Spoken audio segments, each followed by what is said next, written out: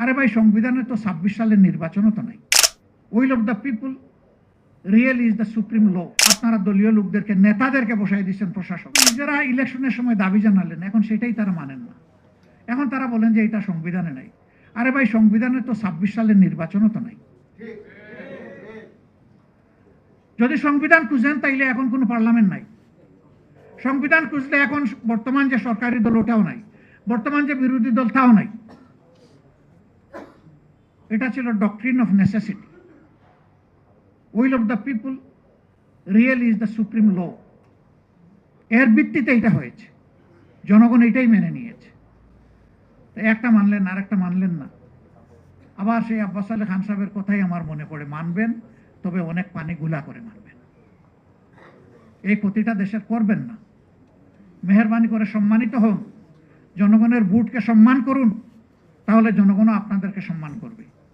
আর দলীয়করণের যে রাজনীতির দিকে একদম নেকেটলি, উলঙ্গভাবে আপনারা পা দিয়েছেন, ফিরে আসেন। মাননীয় প্রধানমন্ত্রী, আপনি দায়িত্ব নেওয়ার আগে নির্বাচনের পুরো সময়টা জুড়ে বলেছেন যে আমরা একটা মেরিটোক্রেটিক সোসাইটি চাই, আমরা পলিটোক্রেটিক সোসাইটি বিল্ড আপ করব না। এখন কি করছেন? এখন তো পুরাটাই তার উল্টা। যে স্তরের স্থানীয় সরকারে নির্বাচন হয়ে নির্বাচিত প্রতিনিধিরা মানুষের সেবা করবে, সে সব জায়গায় আপনারা দলীয় লোকদেরকে, নেতাদেরকে বসাই দিচ্ছেন প্রশাসক হিসেবে। প্রশাসক বসাবেন, বসান, যদি খণ্ডকালীন বসাতে হয় সেখানে প্রশাসনের লোকদেরকে এনে বসান, দলীয় নেতাকে বসাতে হবে কেন?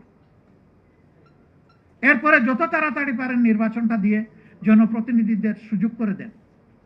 আপনারা সব জায়গা ব্লক করে রেখেছেন। এখন শুধু নির্বাচিত জায়গাও নয়, যে সমস্ত জায়গায় প্রশাসনের লোকদের দায়িত্ব পালন করার কথা, এখন সরাসরি সেখানে দলের নেতাদেরকে আপনারা পদায়ন করে দিচ্ছেন। বাংলাদেশের নতুন নজির আপনারা স্থাপন করছেন। আমরা পরিষ্কারভাবে ঘোষণা দিচ্ছি, এগুলো আমরা প্রত্যাখ্যান করলাম, এগুলো আমরা মানি না, এগুলো আমরা মানব না। তাহলে এই কোটা বিরোধী আন্দোলনরা করেছিল কেন? এই কারণেই তো করেছিল। এখন সেই কোটাকে আরো বিকট আকারে আপনারা নিয়ে এসেছেন। আন্দোলন কারো সৃষ্টি করতে হয় না। আন্দোলনের কজ যখন তৈরি হয়ে যায়, আন্দোলন তখন অটোমেটিক্যালি সামনে চলে আসে। সম্ভবত এই জাতি একটা দুর্ভাগা জাতি, নইলে পদে পদে শাসক গোষ্ঠী কেন জাতির সাথে এত প্রতারণা করে? কথা দিয়ে কেন কথা রাখে না? কেন নিজেদের কথার বাইরে চলে গিয়ে উল্টাটা করে? কিন্তু আবার জাতি সৌভাগ্যবান যে কোনো প্রতারককে এই জাতি ছেড়ে দেয়নি, ছেড়ে দিবে না ইনশাআল্লাহ।